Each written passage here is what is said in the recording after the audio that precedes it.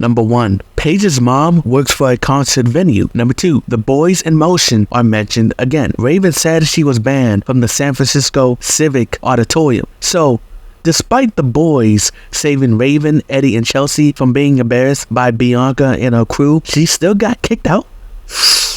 That's harsh. Number 3. In the breakfast scene with Victor and Raven, Victor is shown eating pancakes and fruit. Moderation of showing him getting healthy. Number 4. Dave and Sharon. Sharon thought Dave was cheating on her with her ex, but he wasn't. It's just her ex and sister have the same name. Yo, when is the wedding? Sharon has been Dave's fiance since season 5, episode 19. Plus, it looks like my theory is coming close to becoming true. I said Dave is the stepfather to Evelyn Dark's soul. So with Sharon having dark hair and being white, that could be her daughter. Hopefully, it all comes together. One other thing, apparently Neil and Ivy can read lips. This was to show what Dave and Sharon were talking about since they are extras. But this is only going to be a one-time thing. Number 5. Neil has a turtle named Donatello, and he wears him every day, which I call BS. Number 6. This was the best the Booker and the Bookettes have ever looked since their conception. Their friendship felt natural here. Not only that,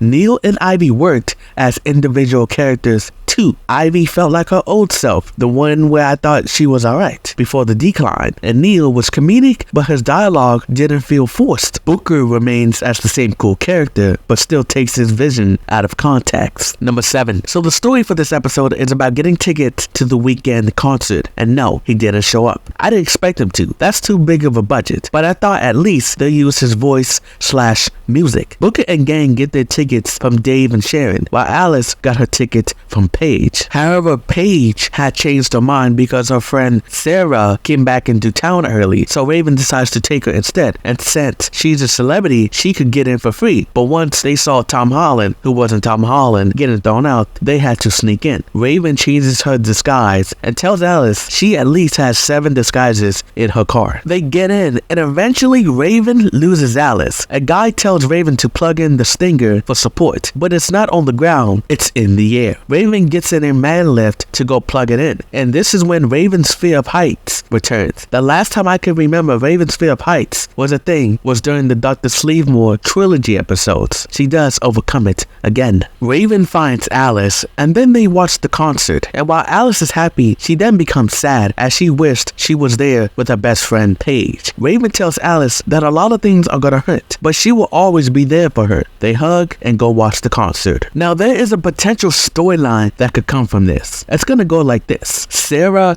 is the former best friend to Paige. Sarah and Paige used to always hang out, but when she got into Katherine Johnson Tech, they slowly stopped hanging out. At the same time, this is when Alice moves to San Francisco to get into KJT. Paige and Alice now become best friends. Even when they're not in school, Paige and Sarah don't hang out as much. Alice is always with Paige. Now, Sarah is finally smart enough to get into Katherine Johnson Tech Middle School, and this is when Sarah and Alice meet for the first time, and they become bitter enemies. Now, this story is a little bit like Tess versus Neil, Ivy versus Cammy, and Sam versus Missy, where the former friend becomes jealous of the new friend. Sarah will say to Alice, "Your country farming butt took away my best friend from me, and since I'm here now, I'm taking her back. If Ernie doesn't return, I'm having Sarah take his place." Alice has to deal with not only Kelly, but Sarah as well. In this storyline, they could show when Paige and Alice first met. Sarah is being like Cammy. She lost her best friend to this smart school, and they don't live in the same neighborhood anymore. Now, there's 2 ways this could end. Alice and Sarah become very good friends, or Sarah and Kelly become a crew. Regardless how it ends, this should be the first half of season 7. This could be Alice's story arc. Like I said before,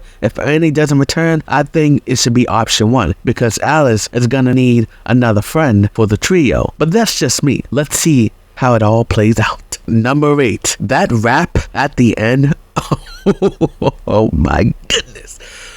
Oh man, was awesome. In 1981, Victor was a rapper, and at a concert, he rapped on basically how he first became attracted to Tanya. He smelled her perfume, and she smelled fruity, and when she walked away, he saw her booty. You're nasty. I thought Raven was done with that catchphrase. Happy they brought it back. I want to know, was Victor with Carol, Tanya's sister, at the time? Remember that whole conversation he had in season 5, episode 24, or 25, depending on how you look at it. You hate my sister? What? No, I love your sister. I mean, I don't love your sister. If I loved your sister, I would have married your sister, but I didn't. Although, I would have. Just like I said in my season 5 finale review, I want a flashback to show how Victor and Tanya got together. In that episode, I'm having Carol, Jennifer Lewis as Vivian, Aunt Maureen, and Aunt Sonia to appear. You're asking, who is Aunt Sonia? Well, she's Tanya's other sister who was mentioned in Cake Fear. And I also believe she is the mother to Andrea Baxter. Remember, Andrea's father is in the military and their family is rich. I still plan on doing a Baxter family tree, though it won't come out till sometime after season 6 ends. With that, I've given it an 8 out of 10. The best episode of season 6 so far. And there's only one other episode I feel will get another 8 or higher. But I'll let you know what episode that is once it comes out. Now with that being said, get your fingers up and say it with me. Bye.